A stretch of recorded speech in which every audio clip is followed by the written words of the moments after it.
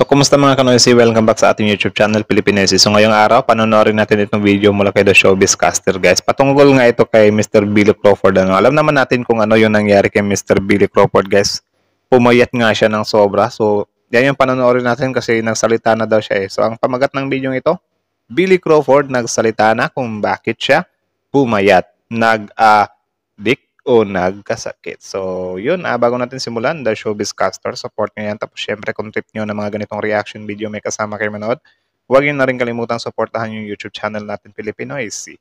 So, di na natin ito patatagalin pa. Simulan na natin baka gagawin pa ng China. Again, ang title ng video ito, Billy Crawford nagsalita na kung bakit siya pumayat. Nag-addict o nagkasakit. So, mabuti na rin to guys na nagsalita na siya, no, para matigil na rin yung mga ibinabato sa kanya online na kesyo gumagamit daw siya or kesyo may nagsasabi pa yung mga kabastusan na nag-aano daw. So, at least dito, masasagot na yung mga pinagsasasabi nila. So, ako hindi naman ako nag-judge kung ano talaga yung nangyari sa kanya. No? Parang inano ko lang din na baka may sakit siya or whatsoever. Pero, yun, at least sumagot na nga siya paulit-ulit. So, like, comment, share, subscribe. Start. Addict or whatever. Una sa lahat, I think Ulit-ulit. dami-dami nagsasabing addict or whatever. Una sa lahat, I think it's unfair. Ikinabahala ng maraming mga tagahanga ng host performer na si Billy Crawford ang mga kumakalat na larawan sa social media. Viral ngayon at mainit na pinag-uusapan sa ilang mga... Ito yun, no? Tignan nyo guys, ang payat niya talaga. Yan yung sinususpetsahan talaga. So ano kaya yung dahilan, ano? Social media platforms at ilang mga entertainment news sites ang mga larawan ni Billy Crawford kung saan makikita ang malaking pagbabago sa kanyang pangangatawan. Makikita sa mga nasabing larawan ang labis na pagpayat ni Billy Crawford, humpak ang mga pisngi at mukhang stress. Marami sa mga tagahanga at taga-suporta ng aktor ang labis na nag-alala sa kalagayan nito, lalo na ngayong malayo ito sa kanyang pamilya. May mga naghinala rin na baka ay mayroon iniindang karamdaman si Billy na hindi pa nito inamin sa publiko. May mga lumulutang ring mga haka na baka mayroong bisyo si Billy Crawford o nag-a-addict ito dahilan para pumayat at... Diba? Yun naman talaga yung ano dito sa Pilipinas eh, kapag kapayat ka, addict ka. Ganun agad. Wala nang intro-intro. Addict agad. Pero yun. Tuyot ang kanyang pangangatawan. Gayunpaman, kaagad itong ipinagtanggol ng kanyang mga tagahanga. Ipinunto nila ang posibilidad na pagod lamang si Billy Crawford sa mga ginagawang shows sa bansang France. Grabe naman kung pagod lang yun, di ba? I think meron pang malalim na dahilan dyan.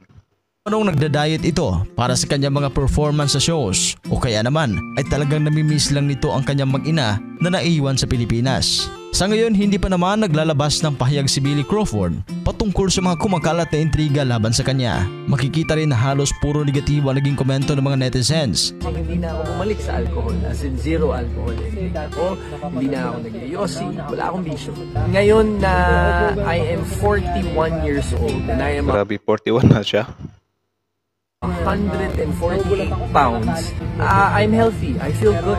Kaya naman, hindi rin napigilan ng asawa nitong si Colleen Garcia ang maglabas ng kanyang saloobin tungkol dito. Agad nga nitong tinawag ang pansin ng mga maiintrigang netizens sa pamamagitan. No, it's not the case of bisyo. It's not understandable stress or I got tired. I'm getting older every day. Okay.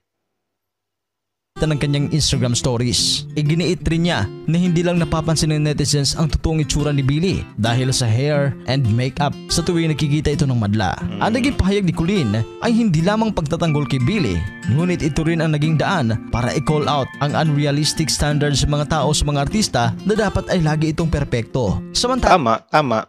Yun din naman guys eh. Yung problema kasi sa mga tao na humahanga or yung nanonood sa showbiz na kesyo, kayo dapat good figure kayo, dapat kayo wala kayong mga issue or kayo dapat mabuti talaga kayo, ganyan. Huwag ganun kasi mga tao lang din naman yung mga yan eh. 'Di ba? Hindi natin sila pwedeng diktahan kung ano yung gusto nila or ano yung mga gagawin nila kasi sila naman yung mawawala ng kalayaan diyan. Tayo ang lakas natin makasigaw na respeto niyo kami, tapos sila hindi natin sila pwedeng respeto. Diba? Yun na lang eh. Tuloy. Siniguro naman niya sa madlang people na maayos ang kalagayan ng kalusugan ni Billy at talagang abala lang ito sa kanyang mga schedule. Matatandaan noong November 2019, inamin na ni Billy na isa sa mga dahilan ng pagpayat niya ay ang pagtigil sa mga bisyo gaya ng pag-inom ng alak at ang paninigarilyo. Kasabay nito, nilinaw din ni Billy na wala siya dapat pa nga mabilib kayo kay Billy ang sakit at hindi siya drug addict. I look sick. I look pale. I look depressed. My hair's a frizzy mess, especially in this insane heat. No, it's not Grabe no, tagapagtanggol din talaga yung asawa niya cause of BCO. It's not cause of unbearable stress or marital problems or depression. It's because I'm human. We all are. I Tama. break out, I get tired, I am getting older every day. Ako ngayon, may mga vlog din ako na ganyan, yung sobrang stress ko. Kasi, yun, kapag kagabi, ayun, gagala-gala, tapos ngayong umaga, magtatrabaho. Stress talaga yung mukha. Anyone can bash, judge, speculate. Or we can lessen that and make it safer for people to be unapologetically authentic. Tama. Cause no one should ever have to feel like they need to put on a mask just to be accepted.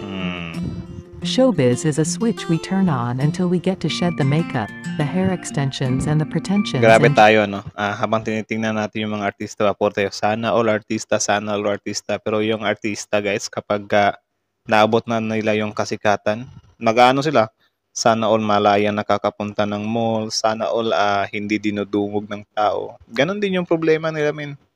Yung hindi na sila basta-basta nakakagala. Diba? Equal lang yan eh. Just be. We complain apt how everything on social media is so fake and filtered, and then in the same breath, we bash what's real when we feel like it's not pretty enough for us. Tama. Ano bang reaksyon ninyo dito? Please comment down below. At sa mga hindi pa nakapag-subscribe, huwag kalimutan mag-subscribe sa Showbiz. So yun, mula kay The Showbiz Caster, guys. So supportahan nyo yan, guys. Original video link in the description box below. Subscribe nyo yung channel niya. Panoorin yung mga videos niya. Gusto nyo maging updated sa mga ganitong usapin, showbiz or whatsoever, di ba? So kita nyo naman, guys. Inamin pala ni Mr. Billy Crawford na tinigil niya yung bisyo niya kaya nagkaganyan siya, pumayat siya or whatsoever, which is good thing yun. Mas mabuti pa nga siya kasi nilabanan niya yung addiction niya sa or yung bisyo niya, di ba? Nilabanan niya, which is nagawa niya. Ako, I remember before, nung di ba tayo as a teenager, nagiging curious tayo sa inom or sa yosi. Ngayon, syempre, meron talaga ganyan. Ako, nakapag-yosi na ako, inom din. Pero yung yosi ko, sa tanang buhay ko siguro, 3 sticks lang. Out of curiosity lang talaga. Sa yun mga high school things, unang tikim, good siya. Tapos yun, research or may mga nakikita tayong video na ganyan nga, yung sigarilyo daw ay, kapag ka na-addict ka na dyan, mahihirapan ka ng lumabas. Like, nakaka-addict daw talaga yan. Like, yung inom din, ganun din. Kaya ako, advance ako mag-isip na, my goodness, ayaw kong malulong dito, min. Tapos nung time na yun, wala din akong pera. Hindi na, mahihirapan nga akong magkaroon ng 20 pesos dati, tapos magbibisyo pa ako. So, yan yung sinasabi ko ba na i-computer ko na lang tong kung ipang-yoyosi ko man lang, kung computer ko na lang to, mag-enjoy pa ako, di ba? Kaya yun, never talaga akong pumasok sa UC, min. Yung inom, occasionally, doon, minom ako, pero hindi talaga yung lasingan, malala. Hindi ganon. Yung Yossi talaga, no? So, ito si Billy Crawford, dapat niya palakpakan pa siya, min eh. Kasi, nagawa niya eh. 'Di ba? Nilabanan niya talaga. Yung tumatawa sa kanya, yun yung mga tao na ayaw talaga or hindi talaga nila nagagawang lumabas or hindi naman talaga nila sinubukan. Do wala naman akong pakialam dyan kasi buhay niya naman yan. Pero, ganyan, oh. Nakakamangha pa nga yung ginawa ni Billy Crawford eh. Na nilabanan niya talaga. Siguro na-realize niya din na may anak na din siya. Paano kung yun yung dadali sa kanya, di ba? Tayo kasi guys, kapag meron na tayong anak, iba na yung natin eh, pananaw natin sa buhay eh. Yung pananaw na lang natin is, My goodness, dapat alagaan ko na yung sarili ko kasi may anak na ako eh. Gusto kong makasama ko pa to hanggang sa pagtanda. Ayaw kong iwan to ng maaga. Kita nyo yung yung vlog ni Kong. Vlog ba yun? Na si Kong TV at saka si V Cortez. May mga laman-laman na yung mga nila. Tapos magugulat ka na lang na makita sila ngayon na na yun, ang lumiit na sila Tapos yung sinabi nga ni Kong doon na yun, gusto niya nga na makasama pa niya yung anak niya ng matagal, di ba? Kaya yun, kailangan niya mag-adjust. Dinisiplina niya yung katawan niya. So yun. Yun lang naman. Kudos to Mr. Billy Crawford, Nice journey. Wag mo na lang pansinin yung mga nagbabash sa'yo kasi lalang talaga. Meron talagang mga taong ganyan. So that's it na lang muna guys. Again, The Showbiz Caster, Filipino is here. Like, comment, share, subscribe. Filipino is